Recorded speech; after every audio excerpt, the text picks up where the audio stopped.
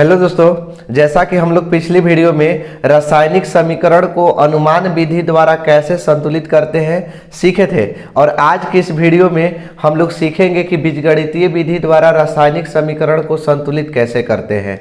तो देखिए, रासायनिक समीकरण को संतुलित करने के लिए अनुमान विधि से आप गलत भी कर सकते हैं, क्योंकि अनुमान लगाना होता है, उसमें एकदम सोचना पड़ता है कि क्या बैठाए कि वो दोनों दिन बराबर हो जाए। बाकी इसमें जो है बीजगणितीय विधि थोड़ा लंबा जाएगा, बड़ा बनेगा।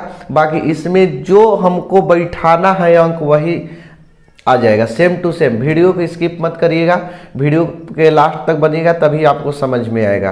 तो चलिए वीडियो को शुरू करते हैं। देखिए, समीकरण को संतुलित करने का मतलब होता है कि दोनों पक्षों में बराबर कर देना। तो यहाँ से समझिए कि Fe 1 है, इधर 3 है, तो दोनों दिन बराबर है नहीं।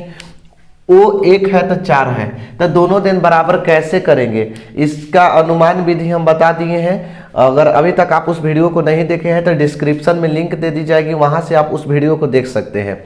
तो चलिए इसको देखते हैं कि बीजगणितीय विधि को कैसे संतुलित करेंगे।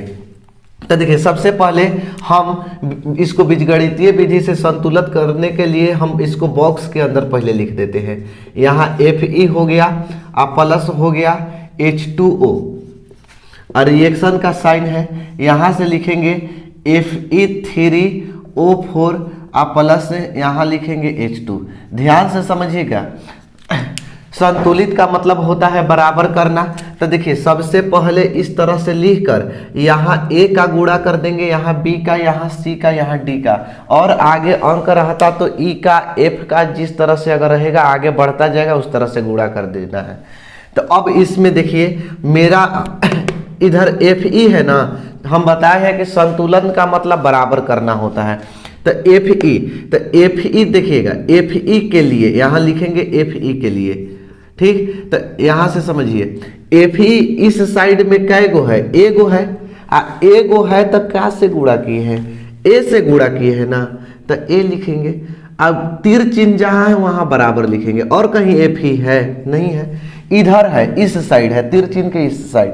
कै गो Fe है, 3 गो है। देखिए 3 गो Fe, और गुणा का से किए हैं, C से किए हैं, तो 3C हो जाएगा।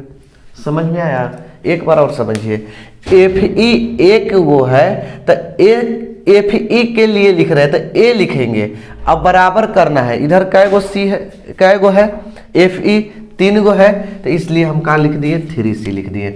इसी प्रकार अगर हम यहाँ लिखेंगे H के लिए लिखेंगे, तो इधर इस साइड में कै गो H है, 2 गो है, और इसमें गुणा का से किए हैं, B से किए हैं, तो हो जाएगा कितना, 2B हो जाएगा।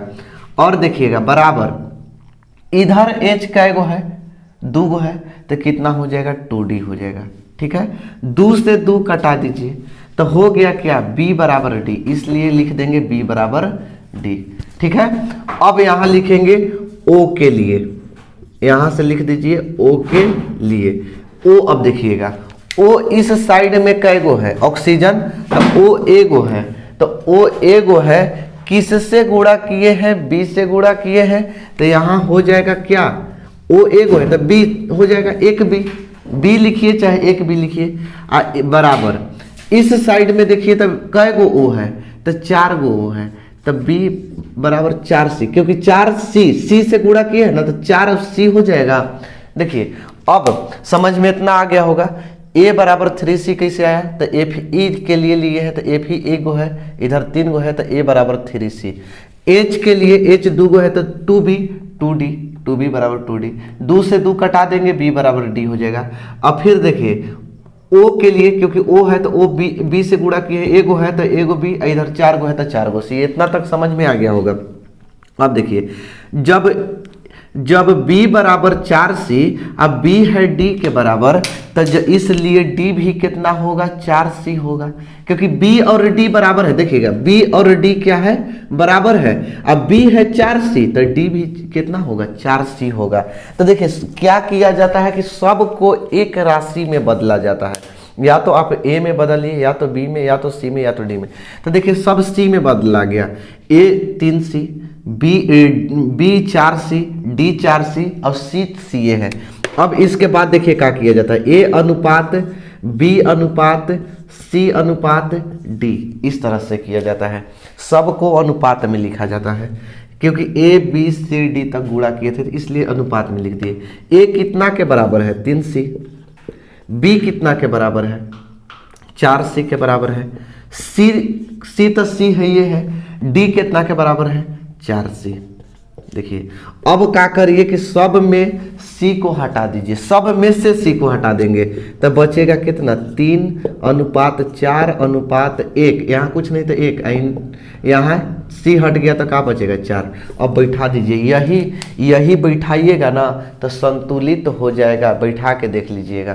तो देखिए यहाँ लिख देंगे कितना 3Fe लिख देंगे, आप प्लस 4H2O लिख देंगे, रिएक्शन चिन्ह एक सी के जगह एक बैठाना है तो बैठाइए, नहीं बैठाना है तो छोड़ दीजिए। तो Fe3O4 हो जाएगा, आप प्लस फिर कितना है 4 है ना, तो 4D का मान था तो प्लस 4H2। ठीक है, देखिएगा अब संतुलित हो गया, 3 गो Fe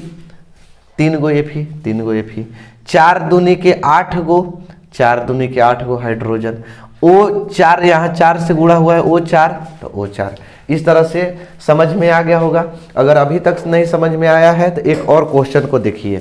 चलिए दूसरा क्वेश्चन को देखते हैं। जैसा कि दूसरा क्वेश्चन आपको सामने दिखाई दे रहा होगा, तो यहाँ से सबसे पहले हम क्या करेंगे, वही रूल अपनाएंगे। सबसे पहले इसको डिब्बा में घेर देंगे, H2O रिएक्शन का चिन्ह दे देंगे यहाँ से, और यहाँ से KOH लिखेंगे, आप प्लस में डिब्बा दे देंगे और H2 लिखेंगे। ठीक है, इसके बाद क्या किया जाता है कि यहाँ पर A का गुणा कर देते हैं, यहाँ पर B का, यहाँ पर C का, यहाँ पर D का, इस तरह से गुणा कर दीजिए।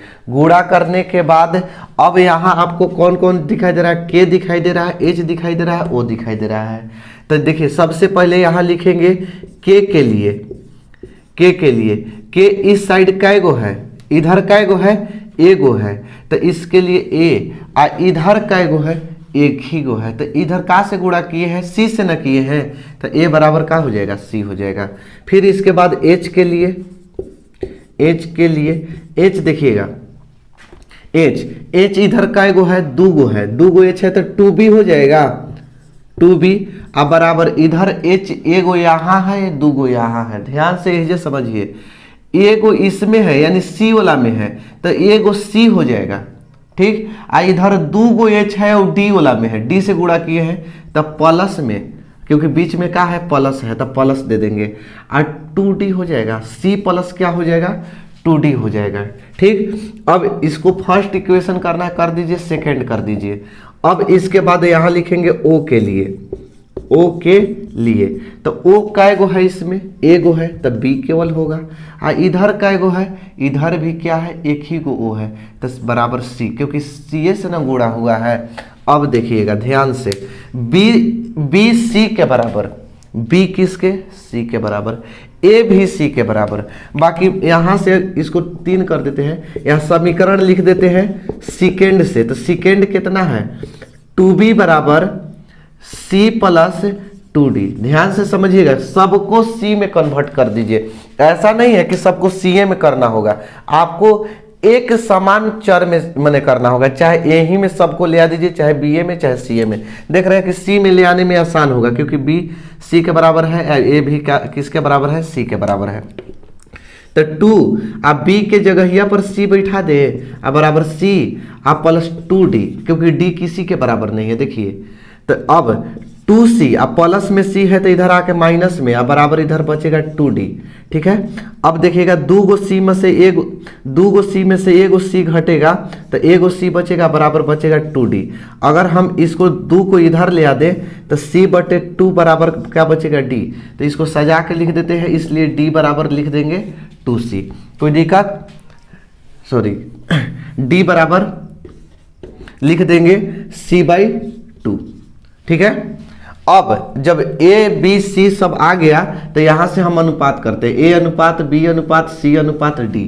अब A किसके बराबर है, C के, B किसके बराबर है, B भी C के है, C तो C है ये है, और D किसके बराबर आ गया, C/2 के बराबर आ गया ना।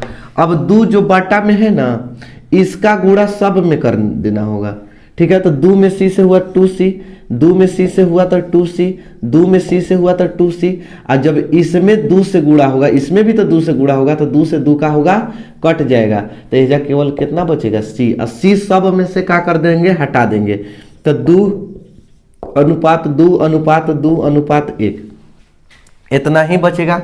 यही मान आ गया, आप इसमें बैठा दीजिए, संतुलित हो गया। देखिए यहाँ कितना बैठाना है, A का मान था ना, तो A की जगह 2 बैठाना है, तो 2 के प्लस B है ना, तो B के मान कितना है, 2 आया है, तो 2H2O रिएक्शन का चिन्ह दे देंगे।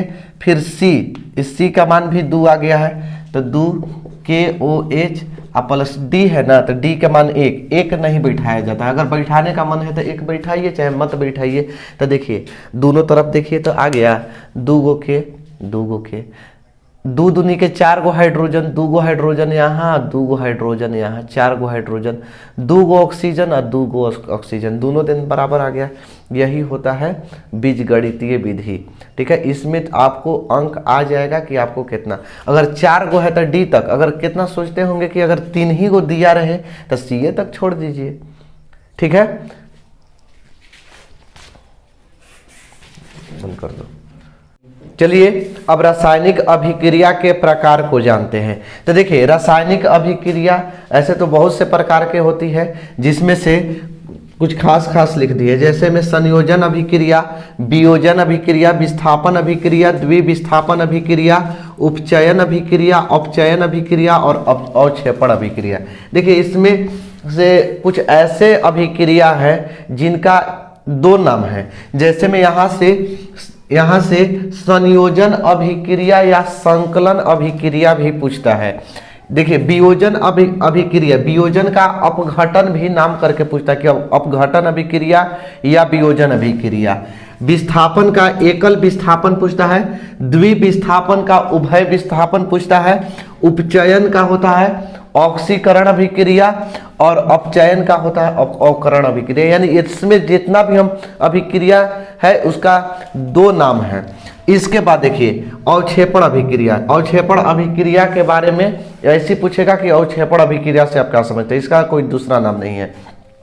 तो सबके बारे में बारी बारी से पढ़ेंगे।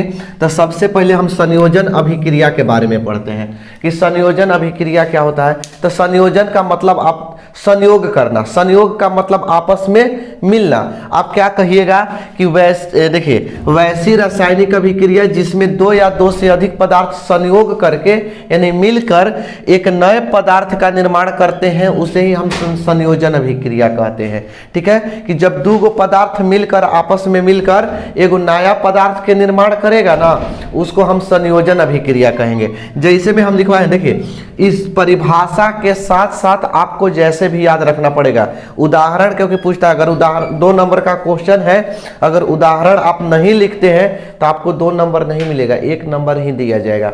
इसलिए ध्यान रखिएगा कि आपको उदाहरण के साथ आपको याद करना है। देखिए यहाँ जैसे में लिखवाए हैं calcium oxide CaO, calcium oxide, और H2O का मतलब जल। जब ये दोनों को अभिक्रिया हुआ, आपस में अभिक्रिया हुआ, जब 2 पदार्थ आपस में मिला तो यहाँ से कैल्शियम हाइड्रोक्साइड, इसका नाम है कैल्शियम हाइड्रोक्साइड का निर्माण किया। तो जब 2 पदार्थ मिलकर, 2 या 2 से अधिक भी हो सकता है, मिलकर एक नया पदार्थ का निर्माण किया, 2 पदार्थ मिलकर एक नया पदार्थ का निर्माण कर रहा है, तो इसे ही हम क्या कहेंगे, रासायनिक अभिक्रिया। देखिए इसका नाम याद रखिएगा CaO। CaO जो है ना वो बिना बुझा हुआ चूना का सूत्र होता है, ठीक है। आप लिख सकते हैं क्योंकि ऑब्जेक्टिव में पूछता है कि बिना बुझा हुआ चूना, बिना बुझा हुआ चूना का सूत्र जो होता है वो होता है CaO। यानी कि जो मार्केट में से खरीद कर ले आते हैं ना कि दीवार पर पोताई करने के लिए, माने दीवार पर पेंट उंट करने के लिए जो चूना खरीद कर लाते हैं वो होता है कैल्शियम ऑक्साइड यानी CaO, ठीक है, CaO।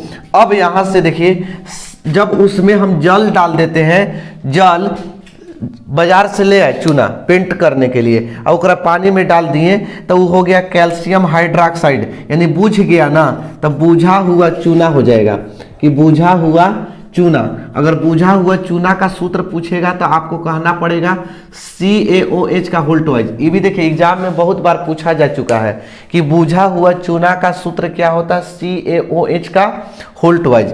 अब देखिए एक होता है संगमरमर, ठीक है, संगमरमर, संगमरमर का सूत्र क्या होता है, वो होता है CaCO3 कैल्शियम कार्बोनेट, ठीक है, कैल्शियम कार्बोनेट होता है। तो ये इस तरह से आप ऑब्जेक्टिव क्वेश्चन के लिए ये बहुत से इंपॉर्टेंट सूत्र है। तो यहाँ संयोजन अभिक्रिया समझ में आ गया होगा। उदाहरण देखिए, पहले कैल्शियम ऑक्साइड जल से किया, कैल्शियम हाइड्रोक्साइड बना, कैल्शियम हाइड्रोक्साइड को लेकर दीवार पर पोताई कर दिए, तो जब कार्बन डाइऑक्साइड से रिएक्शन करेगा, अभिक्रिया करेगा, तो कैल्शियम कार्बोनेट की पतली परत बनाएगा, ई ना कि संगमरमर बना दे। माने संगमरमर के भी सूत्र होता है, कैल्शियम कार्बोनेट की परत बनाता है प्लस में जल बनाता है। अब देखिए संयोजन अभिक्रिया में के दो भाग है, एक होता है ऊष्माक्षेपी होता है, एक ऊष्माशोषी है, ठीक है। इन दोनों के बारे में जान लीजिए कि ऊष्माक्षेपी या ऊष्माशोषी क्या है। तो ऊष्माक्षेपी के बारे में कहिएगा कि वैसी अभिक्रिया जिसमें उत्पाद के निर्माण के साथ साथ ऊष्मा भी उत्पन्न होता है, कि जेकरा में उत्पाद के निर्माण के साथ साथ ऊष्मा भी उत्पन्न हो, उसी को हम क्या कहेंगे, ऊष्माक्षेपी अभिक्रिया कहते हैं। जैसे में कार्बन को ऑक्सीजन की उपस्थिति में जलाएंगे तो कार्बन डाइऑक्साइड बनता है और प्लस में ऊष्मा बनता है, या हम लोग जिस गैस को सांस के रूप में छोड़ते हैं वो भी कार्बन डाइऑक्साइड होता है। तो आप बताइए, ऐसे आप अगर चाहिएगा तो सांस छोड़कर चाहे ऐसे करके देख सकते हैं कि उसमें उत्पाद के निर्माण यानी श्वसन तो कार्बन डाइऑक्साइड तो निकल ही रहा है और प्लस में ऊष्मा भी निकलता है, यानी कि यही ऊष्माक्षेपी है कि जिसमें उत्पाद के निर्माण के साथ साथ ऊष्मा भी उत्पन्न हो, उसे ऊष्माक्षेपी अभिक्रिया कहते हैं। और जिसमें ऊष्मा का अवशोषण होता है, यानी वैसी रासायनिक अभिक्रिया